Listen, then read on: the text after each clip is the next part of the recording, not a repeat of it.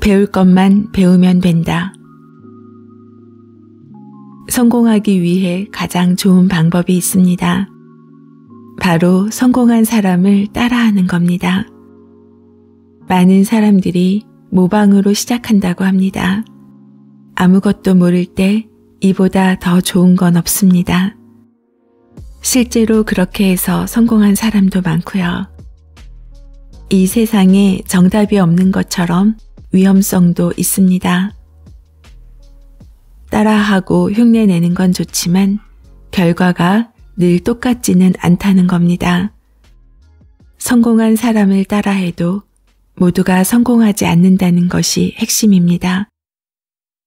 따라하는 사람 중에 10% 정도만 성공하고 그 외 사람은 대부분 실패합니다. 문제는 언제나 성공한 사람만 보인다는 겁니다. 생존 평양이라고 할 수 있죠. 사라진 사람의 이야기는 들을 수 없습니다. 살아남은 사람의 이야기만 듣게 됩니다. 성공한 사람은 그때의 상황이 있습니다. 지금의 상황과 똑같다고 할 수는 없습니다. 그걸 유념하고 자신에게 적용해야 합니다. 그렇지 않을 때 노력했는데도 안 되는 겁니다. 심지어 성공한 사람들이 숨기는 것도 많습니다. 자신의 치부와 부끄러운 부분은 알리지 않습니다.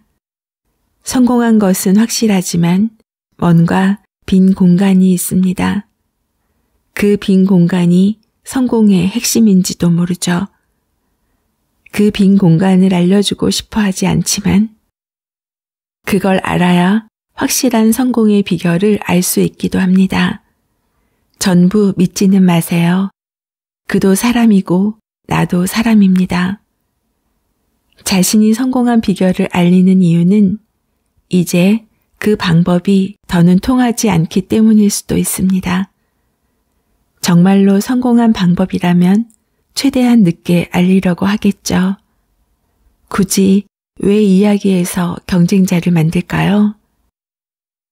성공한 그 방법이 이제는 그다지 잘 먹히지 않습니다. 꽤 많은 사람들이 그 방법을 아름아름 알게 되었습니다.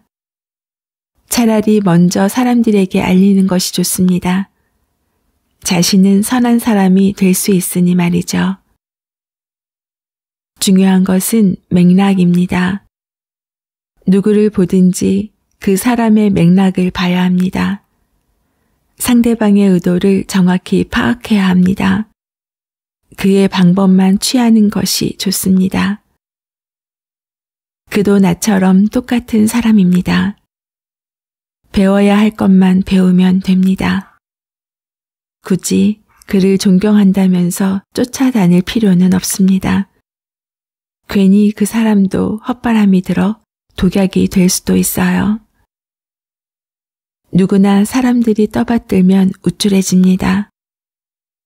자신도 모르게 취하기 마련입니다.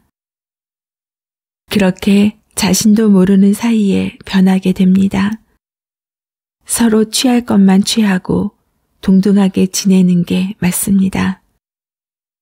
우리는 배울 것만 배우면 됩니다.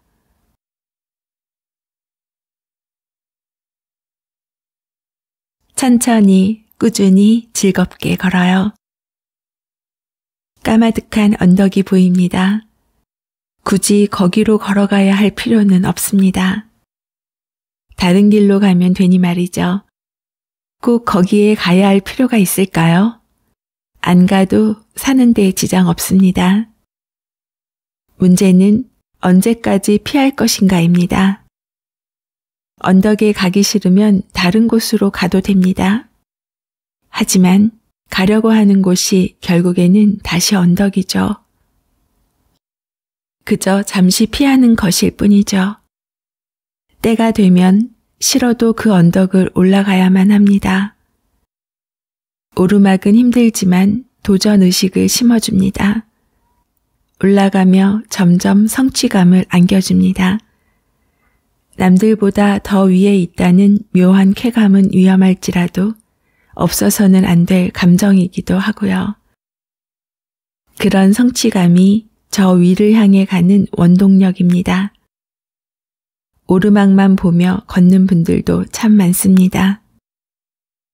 왜 오르는지 자체는 그다지 신경 쓰지 않고 말이죠. 오르막에 올라 정상에 섰습니다. 이제 모든 것이 끝나고 기쁠까요? 과연 그렇게 인생이 단순할까요? 정상에 서는 건 아주 잠시일 뿐입니다.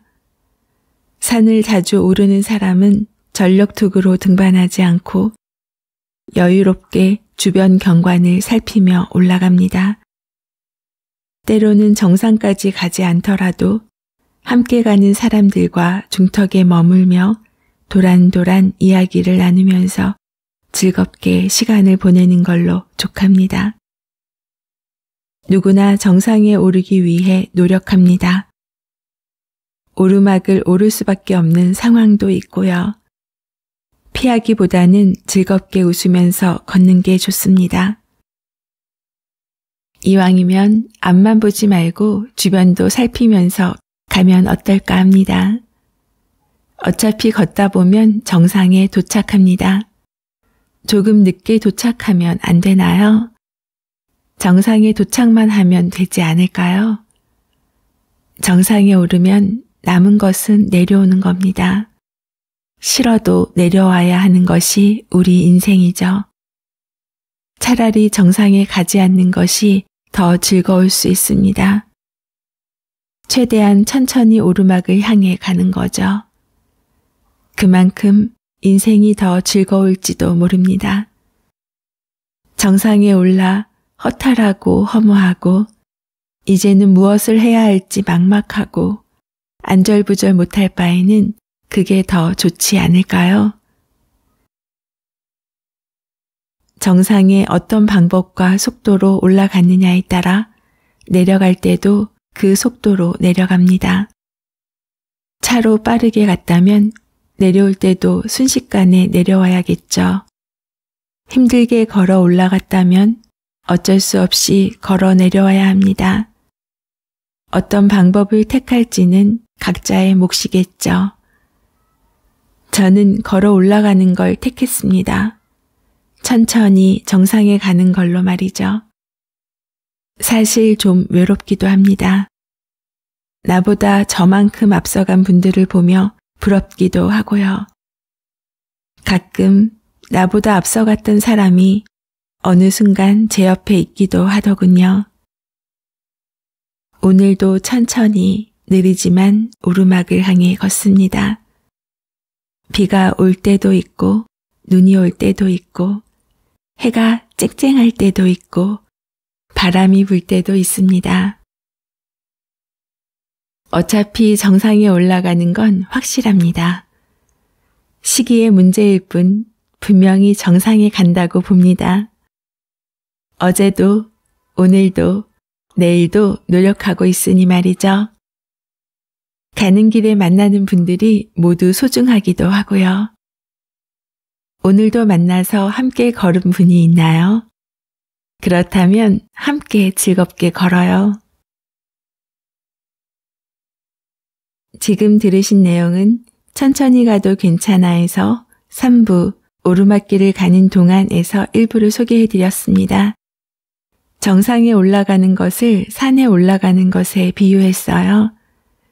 저도 산을 오르기 시작한 것은 약 3년 정도 됩니다. 2020년 10월 결혼기념일에 갑자기 남편이 등산을 제안했습니다.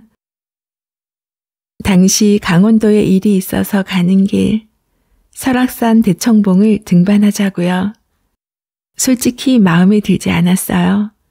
결혼기념일에 근사한 이벤트를 기대했는데 등산을 하자니요. 하지만 남편의 색다른 제안을 저도 받아들였습니다. 등반을 하자고 하니 저보다 남편이 분주해졌습니다. 내가 흔쾌히 승낙한 것을 보고 놀랍기도 했고 그동안 등산하고는 1도 관계없던 부부였는데 10시간 등산 계획을 하니 체력도 걱정되고 장비도 걱정되고 그래서 남편은 등반을 위해 매일같이 걷기를 하며 체력을 키우려고 노력했어요. 혹시나 내가 지치면 나도 책임져야 하니까 어깨가 무거워 보였습니다. 결과적으로 우리 부부는 결혼 27주년 기념인 설악산 대청봉 등산을 무사히 마쳤습니다. 예상 시간보다 더 걸려서 12시간을 걸었고 오르는 길에 너무 많이 쉬어 하산할 때 제일 늦게 내려와 마지막 2시간은 칠흑같이 깜깜한 길을 무서움을 이겨내며 긴장하면서 걸었으니까요.